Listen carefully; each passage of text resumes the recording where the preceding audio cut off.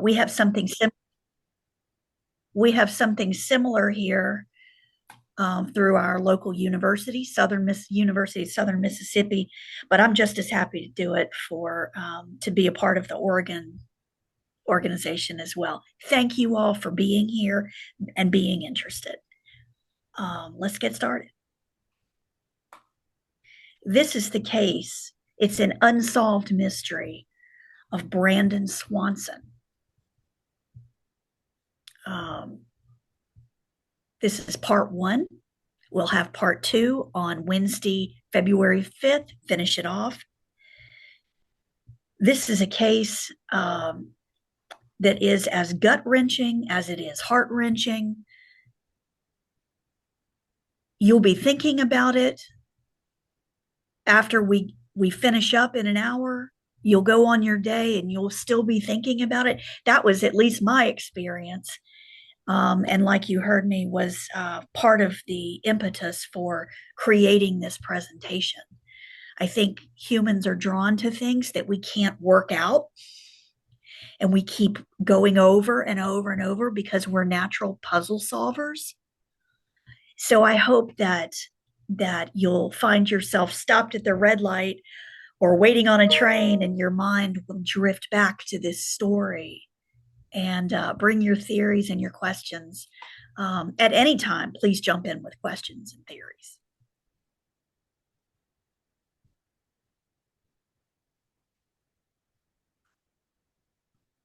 I'm going to let you read this screen on your own, okay?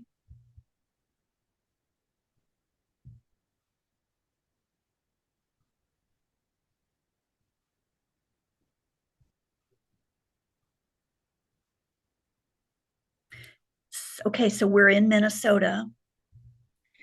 We're dealing with a 19-year-old white male who had a little car trouble one night. His parents never saw him again. This graphic that's on the screen is my sense of what he might have seen the night that Brandon went missing. Dusty road, there's a field, no street lights. And remember that this is in 2008. It's not like today where you can drop a pin on your cell phone and share your location with someone. This is some time ago in the technical sense, right? We've got cell phones, but not like we do today. They didn't have the capabilities that they do today. This story has been picked up on multiple different outlets and channels and documentary sites because of the unknowable nature of the case, I believe. If you see in that bottom photo, well, actually in both of those photos, you see those cornfields, right? That dusty road again. You might already be feeling the sense of desolation and isolation. And those are certainly two very poignant characteristics of this case. So here's what we know. We're talking about a 19-year-old college student, 120 pounds. I'm putting that in there for a reason. Slender guy, right? Tall, skinny guy from Marshall, Minnesota. He was well-liked, a good student, very intellectual. He was attending the Minnesota, the local community and technical college where he, close to his home, where he was studying wind turbines, right? And you saw those Minnesota cornfields. Wind is probably a fairly decent area of occupation to set your sights, because there's probably lots of employment in this area in that part of the state. He had two good parents, Annette and Brian. That's his sister in the photo. Her name is Karen. Brandon wore glasses. And when I say he wore glasses, I mean he could not see without his eyeglasses. There's a section in my notes where I made a notation that he was not definitively declared legally blind, but his parents refer to him in that way, that he was just about as blind as you could be without having a diagnosis of being legally blind. He'd had some trouble in the recent past.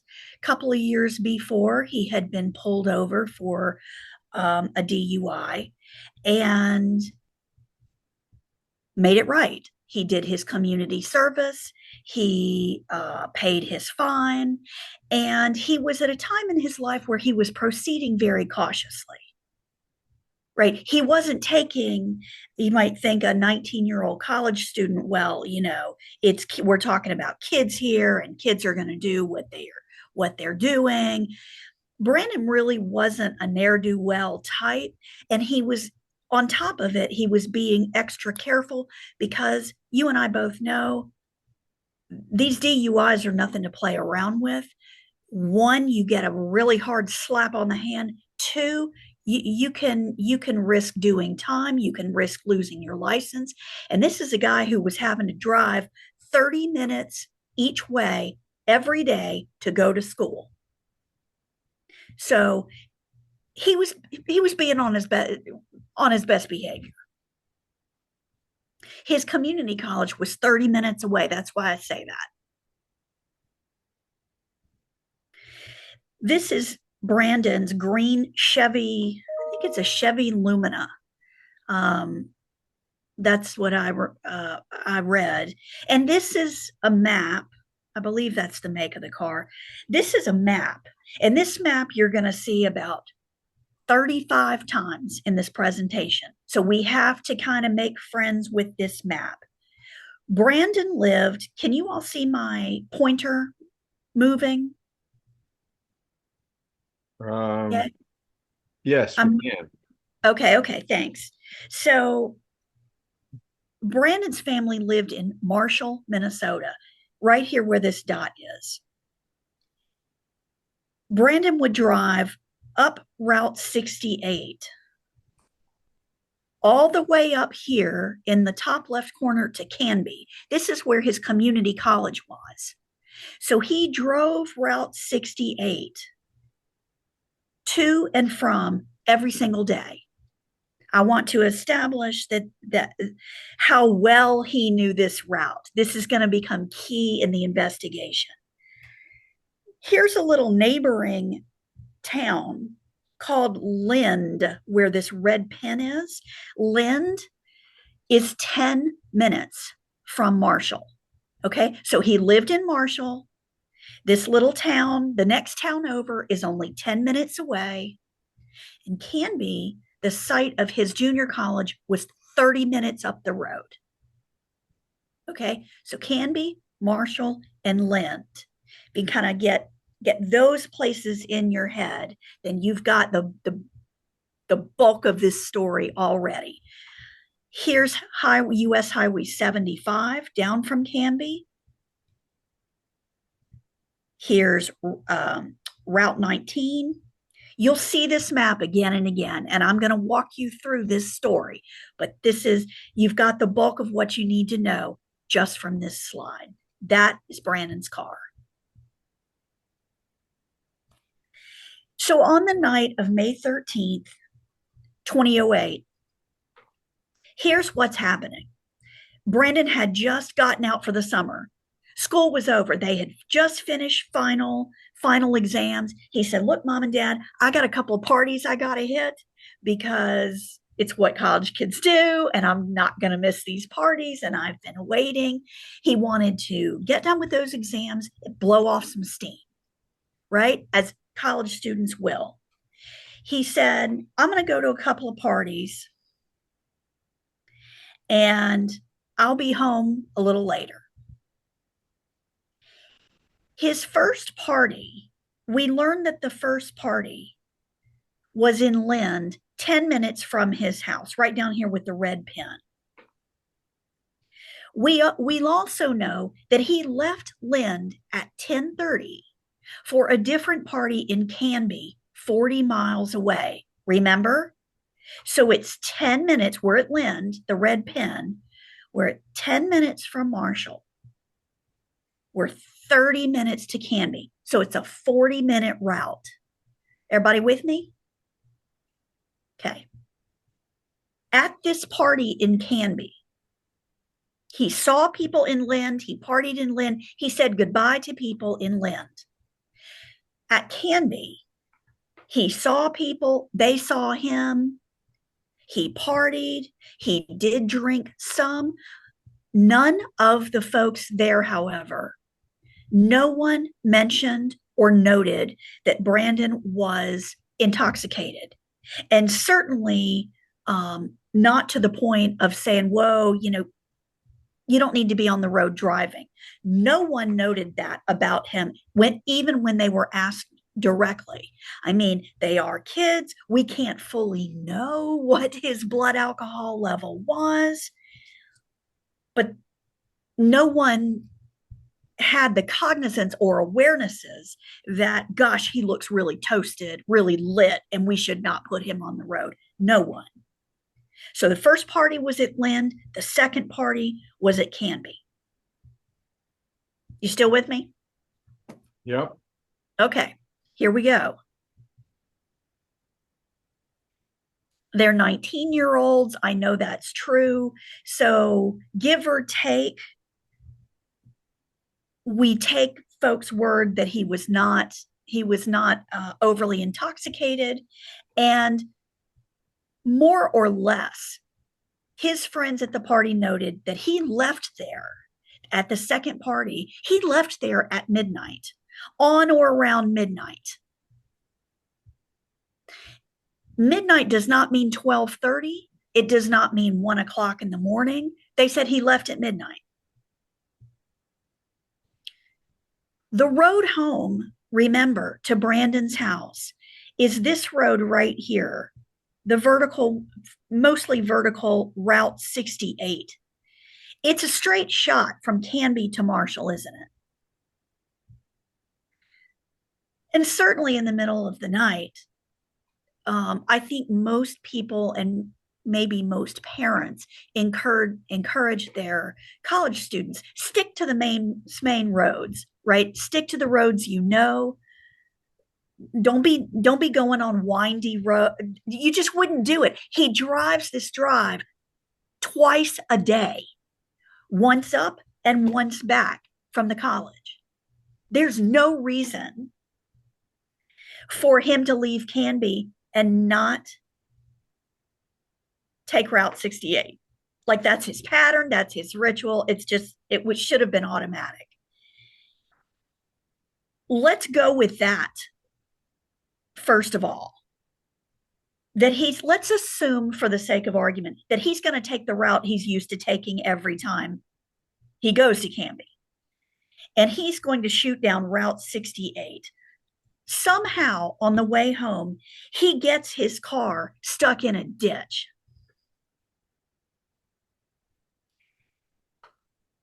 If he's coming down Highway 68, we're going to think, well, what all do we know about this ditch, right?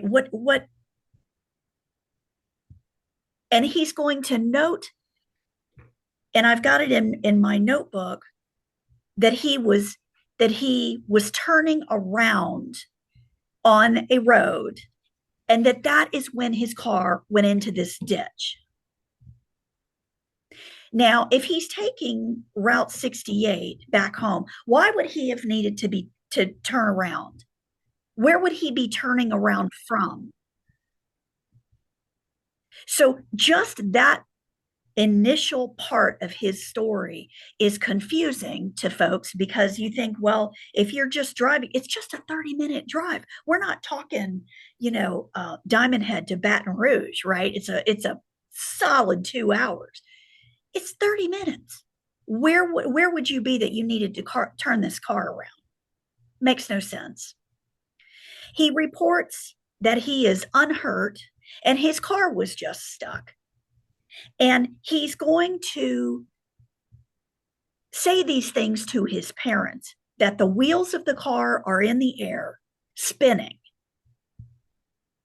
So and remember, he's tired, he's been hanging out, he's finished finals, he's been drinking, he's exhausted from final exams.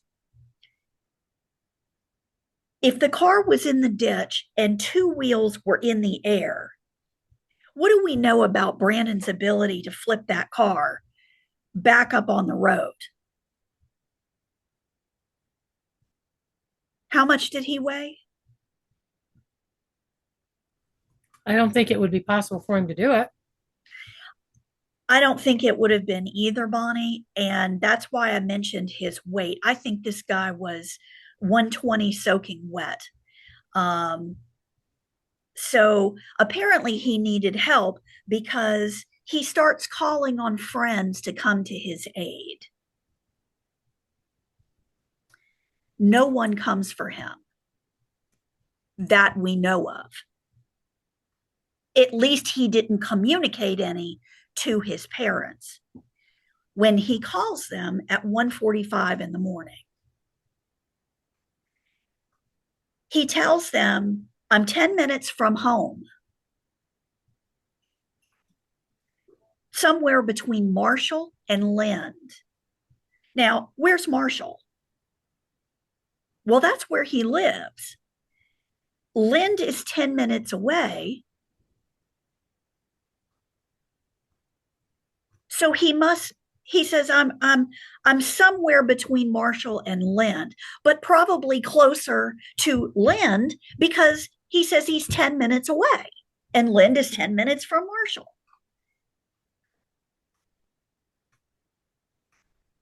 I want to pause here and ask if you all see anything yet that strikes you as very confusing.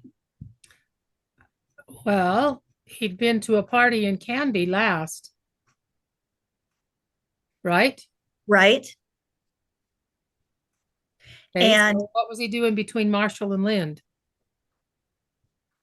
that's one question. The other thing that should make your hair stand up, as you note, first, the map is not what he is. He should not be where he is reporting based on what he reported first. The other thing that's not right is that if the second party was in Canby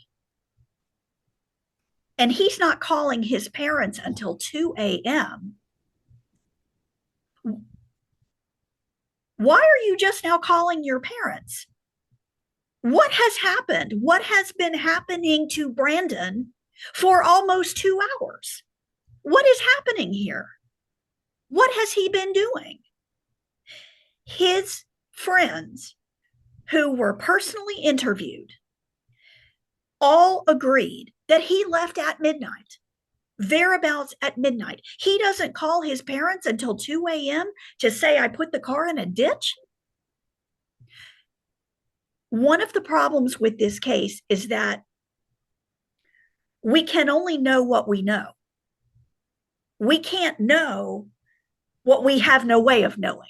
Does that make sense? So your mind should now be chewing on this. What happened? What was he doing between midnight and 2 o'clock? Was he more drunk than he thought he was and pulled over to sober up and fell asleep? Did somebody come to help him and that person took him and said, let's go get a drink here or go do this and I'll bring you back and we'll work on the car.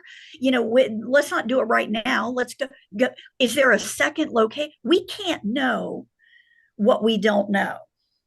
All we have is what has been reported and verified.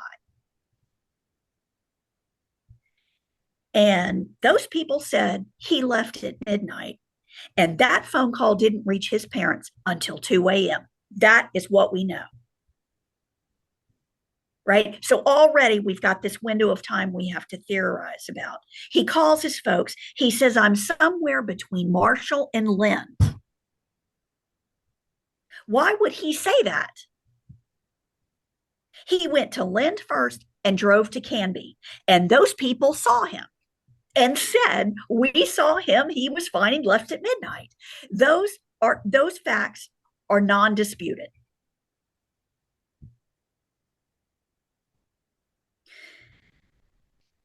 So why would he say that? He could have taken back roads from Canby toward Lind. Look at this. You can come right down on Highway 75. You could cut right across Route 19 and end up in Marshall. But that is an incredibly long route to take. When it's a straight shot from Canby to Marshall, a better drive, a safer drive.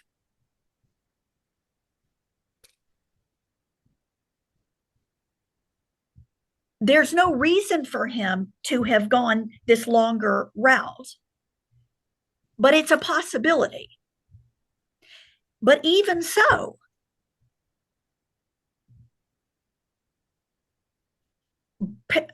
his parents, whom he reached immediately on the phone, they testified to his sober affect. The dad was on the phone with his son, Brandon, constantly and says he was not high and he was not intoxicated. He was completely rational on the telephone. So now we've got people at the party and the parents 2 hours later with matching stories that this guy is not impaired. He is okay to be on the road. Brian and Annette Swanson, he calls some parents. He said, look, here's where I am. I need help. The car's in a ditch. I need help. They call him. They leave at once to assist their son. And they travel to the 10-minute mark outside Lind, which is where he told them he was.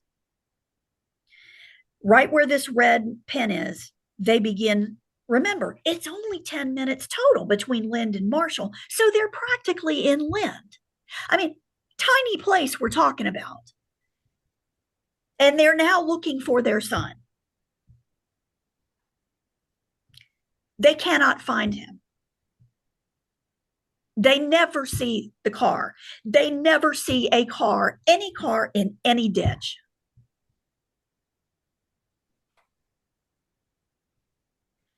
Brandon says he's on the left side of a road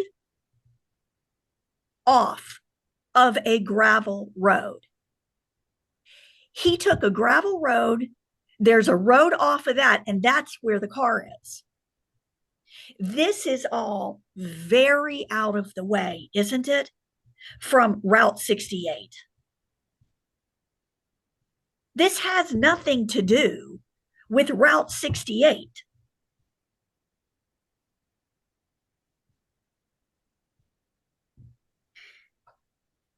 There is a route that's not here. It might be on my next slide. A vertical route that I believe it parallels Highway 59. Oh, here it is. There it is. Route 23. Do you see this over here on the right-hand side? 23 comes down through Cottonwood, goes through Marshall, and intersects with Route 68. So keep 23 in your head because 23 intersects with 68. But this portion of 68, which comes down off of Canby, has nothing to do with this part of the trip between Lind and Marshall. This part of the road between Lind and Marshall. According to Google Maps, the only highway to Lind is what we said. It would be 75 down south of Canby, and then to Route 23 via Route 19. That's the only way that you could get to the 68, Route 68 from Canby. No, I don't have that, and I don't. If he took that route.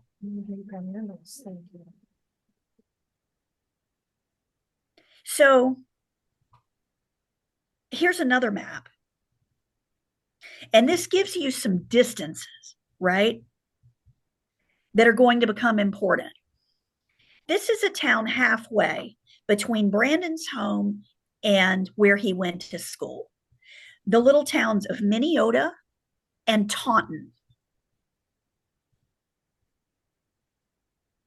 Okay, here's a route from 68 cutting across, oh, what was that? 75 to 19 to 23. 75 to 19, 23 here. I'm not sure what this, maybe that is 23. No, it's 19. It's Route 19. So this just gives you some distances. We're not talking about hundreds of miles here, are we? I mean, this is sort of like going, I don't know what's relevant, but this would be like me going to Gulfport or Biloxi. I mean, you wouldn't want to ride it on a bicycle, but you could do it, go shopping, and be back in an hour and a half. Coming from Canby, you'd likely be on Hiawatha Pioneer Trail, which is this area in here. You see where my cursor is moving? This area in here. And I believe it extends to the other side as well. This is a historic nature preserve is what it is. And when you see it on a map, it shows mills and farms and campgrounds. There is a Black Rush Lake Waterfowl Nature Preserve. This is a huge area, if I'm remembering it correctly. This area in here. I'm not sure how much of this between Route 19 and Route 68 is the nature preserve. But this is a great place to be lost. If you were going to be lost, this would be a high priority possibility. Don't y'all think? If you left Canby and you took a wrong road, this is a good place to be lost. Because are there going to be a bunch of street lamps and identifiable infrastructure like buildings and restaurants and drive-through fast food? Is there going to be a lot of that on the nature trail? Probably not. Probably not. So if you took a wrong road from Canby, this is inching towards the top of possibilities. Camden State Park, with this historic mill site on the left, is enormous. This whole area in this triangle looking part is enormous. If you were going to look for somebody there, you couldn't do it in a day or an afternoon. We're talking about probably hundreds and hundreds of acres. Not all of them with a road through them. Could Brandon have taken this crazy route for some reason? It certainly would not have been faster than the route that he drove every single day. Remember, people are humans are people are creatures of habit. That's what I'm trying to get out. There would just have been no reason for him to do it. But I used to tell my college students, you can predict almost everything someone is going to do until they do something different. Right? We can't know We don't know what we can't know. You have eggs every morning for breakfast with a cup of coffee, and you're out the door by 7:37. You do it day and day and day, and then one day you want cereal instead, and then you got to find the milk and a placemat, and all of a sudden your routine has shifted. So that's in the mix.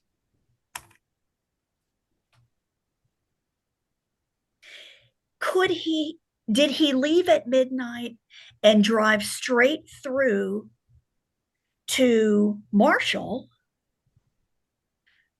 from Canby? Remember, it's 30 minutes, and maybe went to Lind to see someone at 12:45. Did he go back to the first party? He didn't call his folks until almost 2 a.m.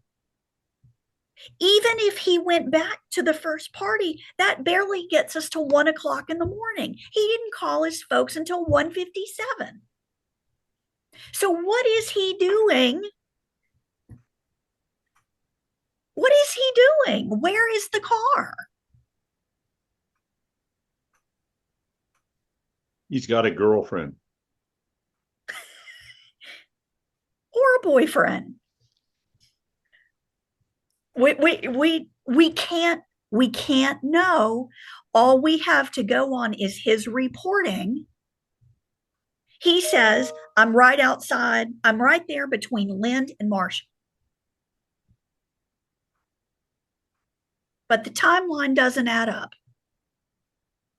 Well, let me say that differently, because the sheriff is going to pull his cell phone records, gets a subpoena, gets the cell phone records, and cell phones do what? What do they do as you drive along? Ping different towers. That's exactly right. So we have those records, and those are indisputable. I'm going to tell you about those in a minute. But his story is, I'm right outside Lind, the car's in a ditch. And that's all his parents know. That's what he says. They set out immediately. No time lapse. They're going to get their boy.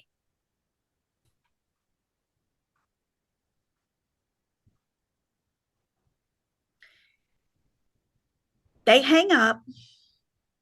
They're right outside, parked outside Lind on the road. They call him. They said, we're outside Lind. Where are you? They cannot see him. He says, I'm right here. I'm right here. Why can you not see me? He grows agitated.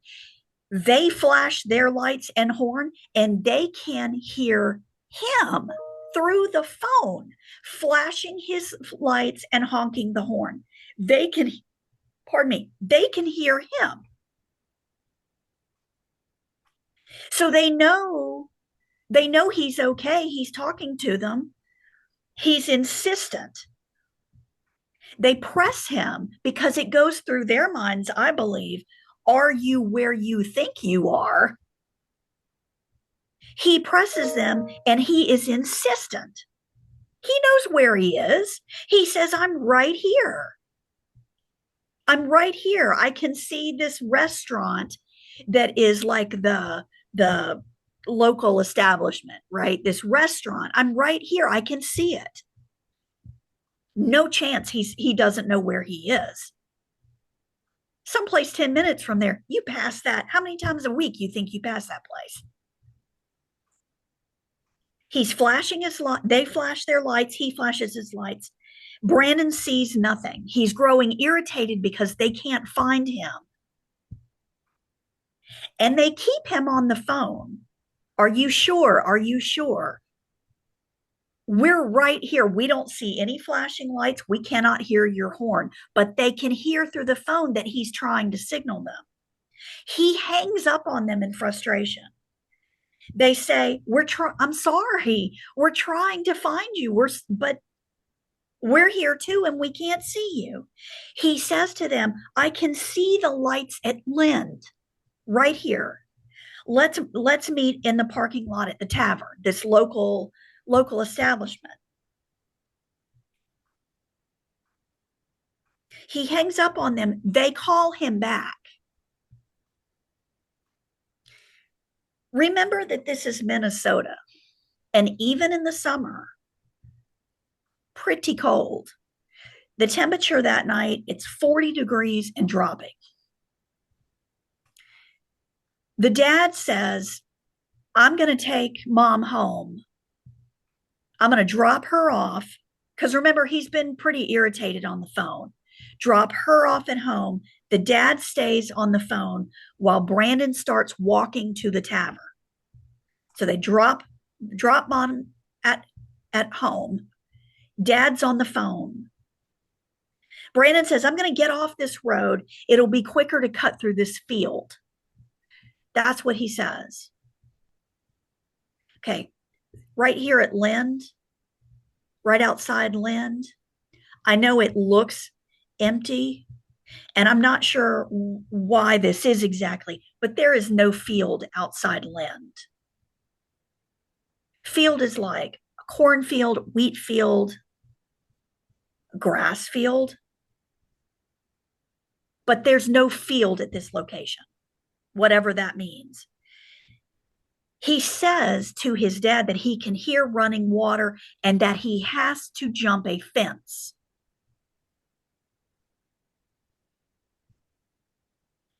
Several minutes pass before they hear Brandon say, and this is a pivotal turn in the story. Dad's talking to him. Dad's going, there's no, what fence? There is no field. What do you mean you can hear water? Next thing he hears from Brandon, this is a quote. He says, oh, shit. Like, not a good thing. Not like, oh, shit, I've been walking longer than I thought. Or, oh, shit, my girlfriend, I just found a letter from my girlfriend. This was an, oh, shit. Pardon the French. The call is still live, but Brandon is gone. He is not on the line. The call is still open.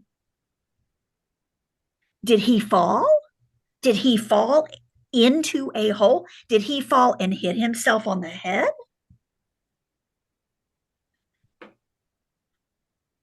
We don't know.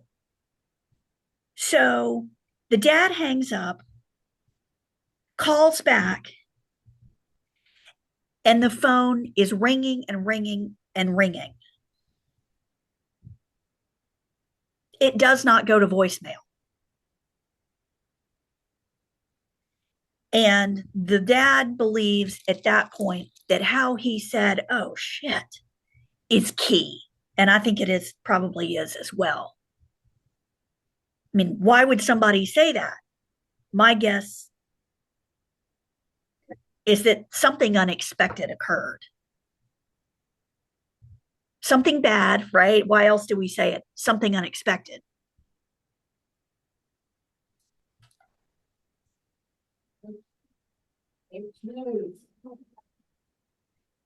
That's the last utterance they ever hear from their son. The folks figure he must have fallen. Dad's driving frantically, gets mom, who's back at home, I believe, to call friends and join the search for him. There's no sign of him. They search all night long. Which by this point, right, if he calls them at 2, they get to him in 20 minutes. They get to him 20 minutes. Lind is only 30 minutes away. No, I'm sorry. 10. Lind is 10 minutes away. So they get to him in a matter of minutes. So from say 2:15 to 6:30, they search with no body, no Brandon, no car, no ditch, no field. They finally notify the police, who are completely unconcerned. And I have it in my notes that they are literally told things like, it's hardly unusual for young men of that age to stay out all night after the last day of college classes. Kids are going to party. It's what they do. And something else they were told was it's Brandon's right to be missing. He can go missing if he wants to. They say, no, you don't understand what we're saying. He wasn't missing. He didn't just disappear. We were on the phone with him. He wanted us to come. He called us. He was waiting for us to get to him, to help him. He called us. Well, they would hear none of it. And this became a critical waste of time and delay in this case. The search in Lynn turned up nothing. Sheriff pulls the cell phone records, like we mentioned. Guess what? Where was Brandon? He was never where he said he was. Never. Turns out he was near Taunton. That's Taunton, Minnesota. Sorry. That was my unconscious bias is coming through because I'm in Mississippi. Sorry. Here's Taunton, right here where this little driving car is, where it says 45 minutes. That's Taunton, which is 13 miles from Canby, where his journey would have started. It's a 15-minute drive because it's halfway, give or take.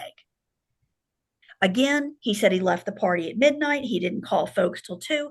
So now we really are back to saying what was happening for 2 hours in a 13 stretch of road that should have taken him 15 minutes to drive.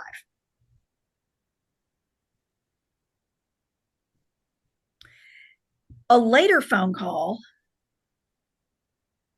later in the call to his parents, the phone pings off a tower near Minneota.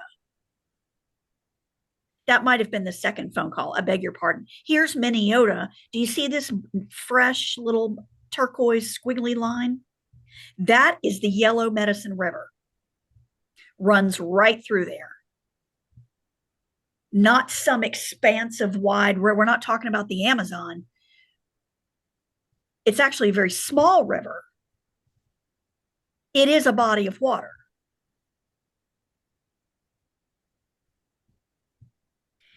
And this is likely what he saw when he thought he was seeing Lind.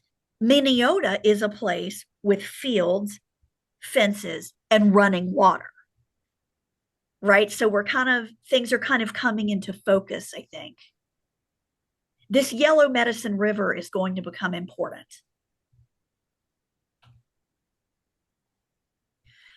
Police search this area and boom, they find the car. In a ditch between Taunton, right here where the little car is, and between Minneota where the river is, they find the car in a ditch. It's off Route 68, which confirms that he did take the Route 68 after leaving Canby, like he would any other day of the week. He did take Route 68. So why was his car on this gravel road, down a gravel road called Lyon Lincoln Road? No reason for him to have been on this road. I mean, a route is not a highway. A route is practically just a road anyway. So a road off of that road? What was he doing there? Because that's where he got the car stuck. The authorities found no blood, no damage to the car, no tracks of any kind, and upsettingly, his eyeglasses are in the vehicle. And what did we say about his vision?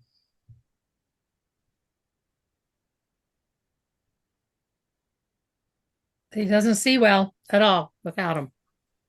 Practically blind. Nearly legally blind. Nearly legally, yeah. Cannot.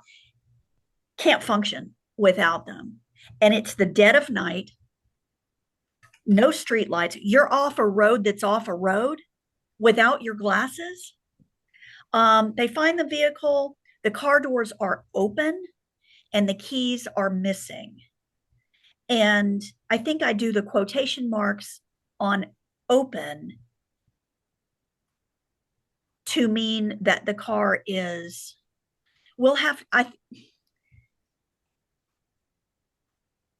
I'm taking that to mean open, like the door is open to the night, not merely unlocked. Are y'all with me? Yes. Yep. That's why I would have used the air quotes. I hope I don't have that backwards, but I believe the car door is open, physically open. This is a dark country road, rural lights. He has no glasses. Was he not wearing his glasses when he was driving? Did he take the glasses off, get out of the car to make the call?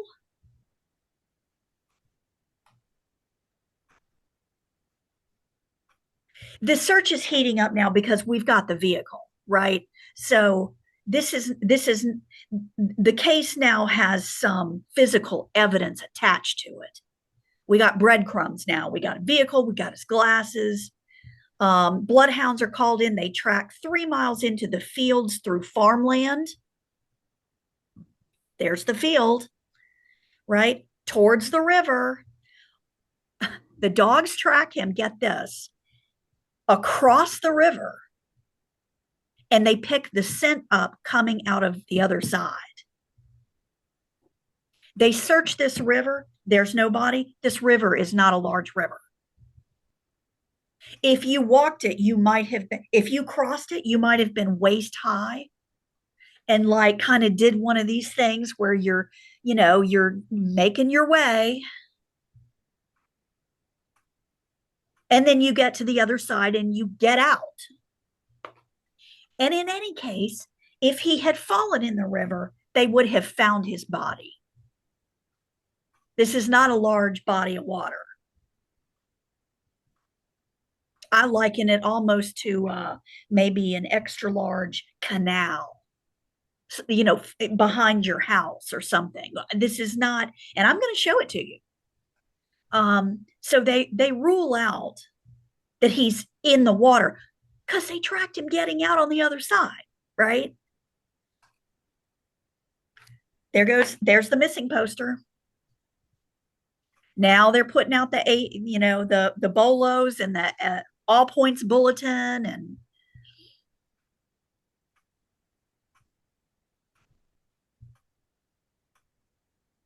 so there's no evidence found around this car. There's no indication that anybody else, there's no indication that any friends came to his aid, that he left. Obviously, he didn't leave in the car. There's no animal tracks. He obviously left to go somewhere because he's not there, right? But why would he leave without his eyeglasses? The temperatures are falling. Where's the phone? Why no eyeglasses? For the week, his family and friends continue to search. The dogs search again. They pick up his scent. Here's Porter, where the red arrow is. They pick his scent up northwest of Porter, which is really not, it's not far from Taunton and Minneota, but it's not real close either. Could he have stopped there and on his way down? Could he have stopped in Porter? Because his car is in Minneota. No, I'm sorry, his car is in Taunton. Did he get off the road in Porter as well? What was he doing?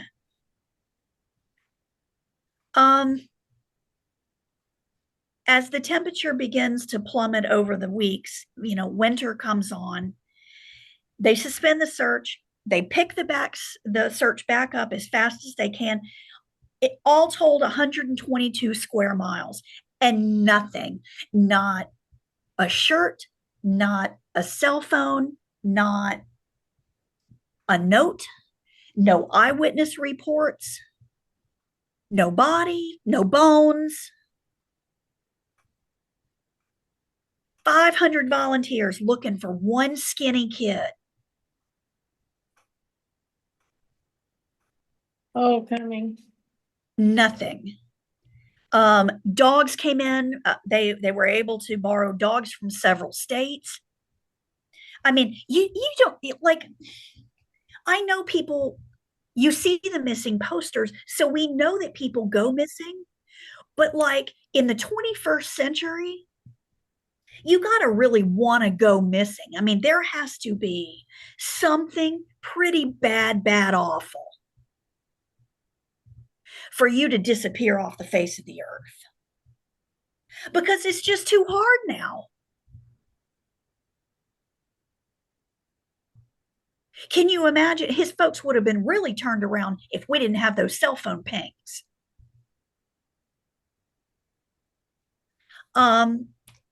In 2010, now remember this is 2 years later, the Minnesota Bureau of Criminal Investigation becomes the lead. More dogs. They pick Brandon's scent up again, and then it always goes cold. We don't even have a theory. We don't even have the bones of a story to explain a scent in Porter, a scent in Taunton, and a car off a road in Minneota. We figured out that he was not. What have we figured out for Brandon? What is obviously true?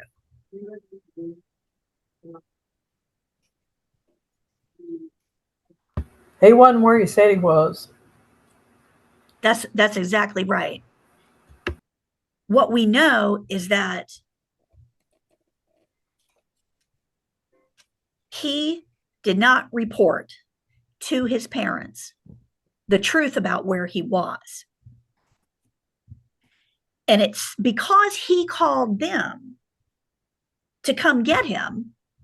The only thing that we can deduce is that he left that party and was all turned around. He either took an exit that he didn't normally take. Maybe he left someone's house in a neighborhood that he wasn't familiar with and took a road that he thought would connect them to Route 68. I've done that before. Anybody done that? Yeah. Like you start out being confused, but you think, well, if I know where that road is and I know where that tower is. So if I just follow if A equals B and B equals C, A equals C, I have done that. And was glad that I had gas in the car when I did, because it has not worked out. So, but we can only know what we know. We're coming up on 1:00 now, so I'm gonna push through what we've got here. But You're what we fine. absolutely know is that Brandon was confused. We know the at least this much, that he was not where he thought he was, and that the lights that he thought were Lind were probably those of Minneota, like we said. So at a minimum, when we start thinking about theories of what happened, we know that he was confused.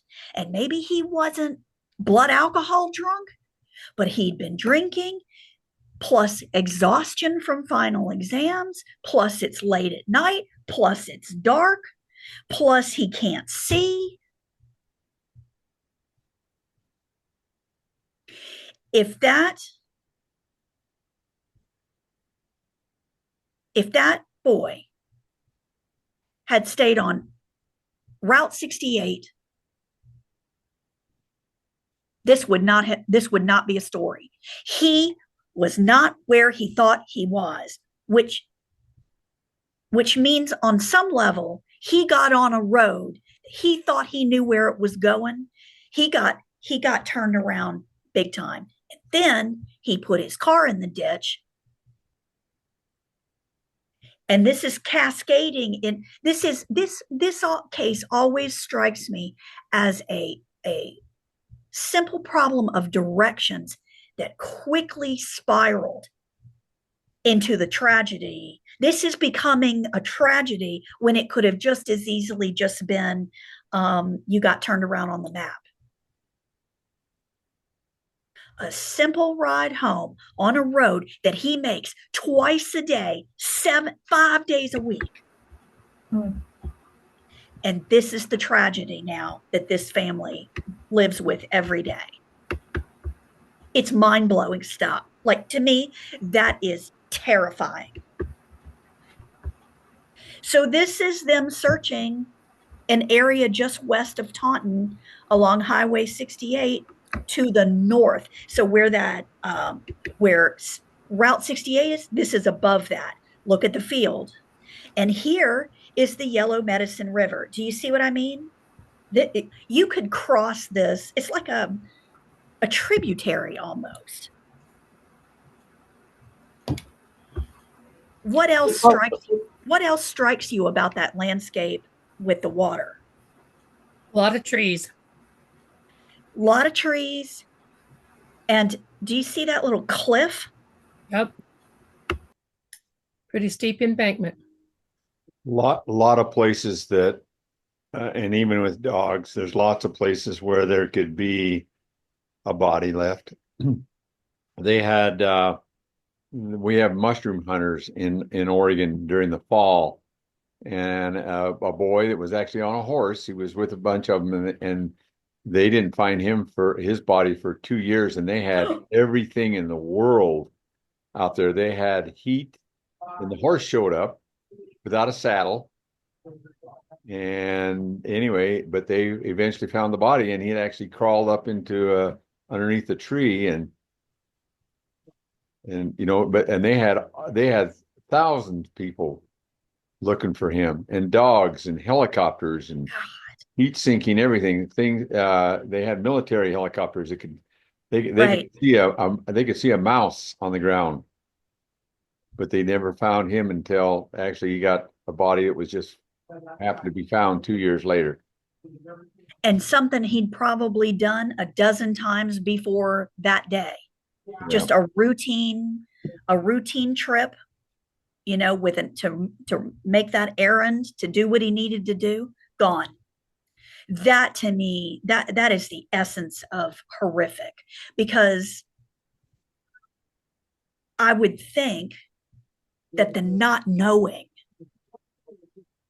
would just be so heavy. So this is what we're talking about, this kind of landscape. Remember, and it wasn't Annette, I think it was the dad on the phone of, oh shit. And the phone rang and rang, and then the voicemail. The dad calls 5 or 6 times. And if you call a dead phone, it goes straight to voicemail. So this was not a dead telephone. This was a line still open on a current call, which is why voicemail never picked up. So why is he not answering? What happened to him? If it was the river, wouldn't the dad have heard, wouldn't he have indicated, okay, I'm crossing a river? He said he could hear water, but you drop a cell phone into water, you're going to hear some kind of bloop, bloop, bloop, or, static or something to let you know the phone is filling up with water. None of that was reported. And what is with all of these back roads? Porter, Taunton, it looks, right, as though his trip home is paralleling Route 68, doesn't it? It kind of looks like he took a wrong exit, thought he was on 68, and kept snaking his way down on back roads. It kind of looks like this guy forgot which party he was leaving, right? It kind of seems like he got turned around not only directionally but in his brain.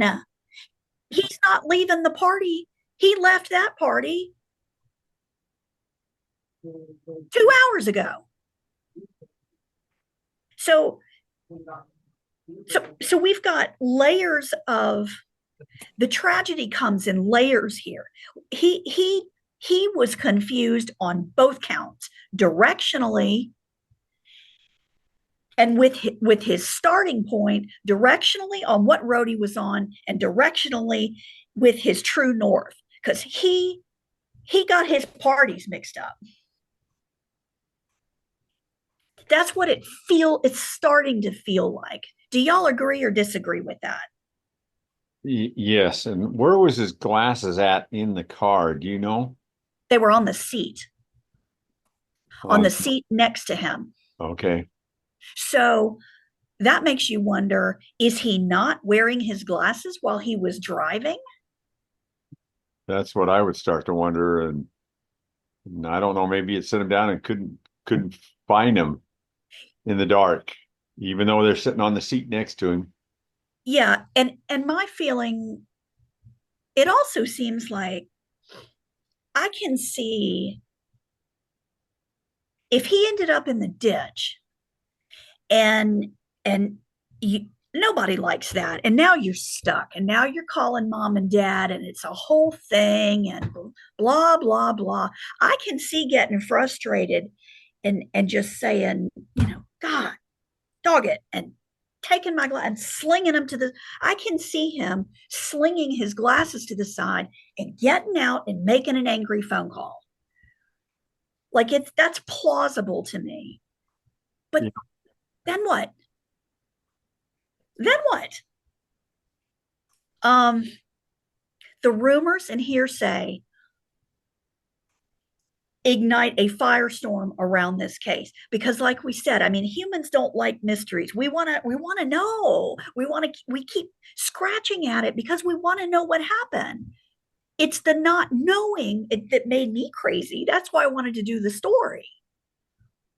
We think if we can just turn that Rubik's Cube another couple of times, you're going to get all those colors bricked out. That's why it's so fun, because it's so hard. He's never been found. Where did Brandon go? What happened to him? Something happened to him. He was not beamed up in the space shuttle in Scott's electric car that flew through the sky and picked him up. That did not happen to this boy. And this was an intelligent young man. This was a man essentially working towards some kind of engineering, associates in engineering, studying wind turbines. This was a smart guy who was trying to be on his best behavior with driving. Never found a piece of physical evidence, never saw their boy again. And let me tell you, there are theories, and many of them, some of them are pretty out there. Some of them are very plausible. And one of them is extremely plausible. And so that's where we're going to leave it. I want you all chewing on this case. So that when we come together on Wednesday, February 5th, Yep. we'll go through the theories and put your thinking cap on and see if you can find something that I didn't, or reason something out. And most of you, Scott, you guys have been parents. So I taught 19-year-olds for 26 years. So we know from college kids, between the two of us, I don't have any children, but I know from 20-year-olds, let me tell you. So put your thinking cap on. You'll see what you can come up with. And I'll look forward to seeing you back just about this time next month.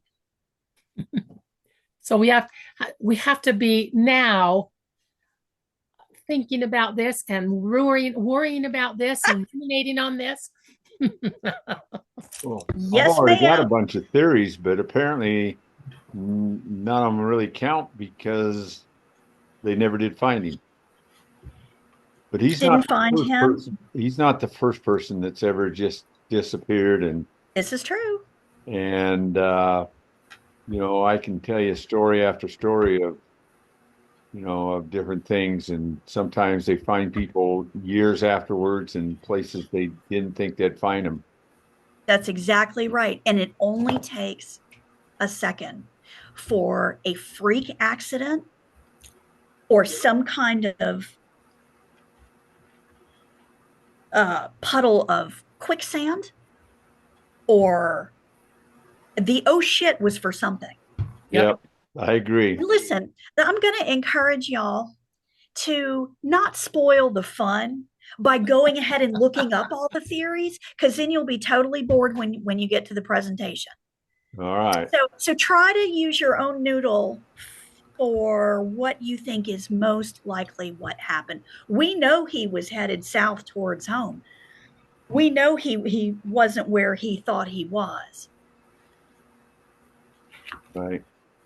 So we can't know what we don't know, but there are elements of the landscape, there are elements of the culture of this area that I'm going to share with you, and it's going to make certain theories bubble to the top and leave the others behind.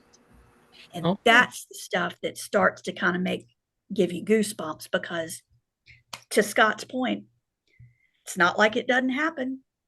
Nope. Happens pretty regularly here and there. That's why we hear these stories, because there's never been any conclusion.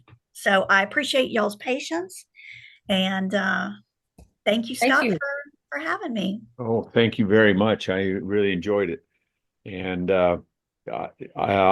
if you want to write up something for the description of the second part of it, just email that to me, and I'll start getting the invitation sent out as soon as you get it to me. Yes, sir. Thank everybody else for being here. Thank you. I enjoyed it. Thank y'all very much. Please come back on the 5th. Oh, please come back. Yeah, and I want everybody to remember that it is recorded. And by the way, please remind me to turn on. Bonnie came in and she sent me a text, but I'd silenced my phone. So I got started a little bit late. I think you all heard it come in there. And so you can watch it. And if you've got friends that want to go and watch it, that'd be great. And it's on the Oregon FCE website. So thank you very much. Very Thank good. you, I'll Leah. send. We'll see Thank you. you. Hey, Miss Bonnie. Thank y'all, ladies, very much. I don't Thank know what you. it says that we're all women. Bye, Miss Nancy. Bye, Miss Barbara. I don't know what it says that we're all women except for Scott on this topic. I'm the best looking guy here.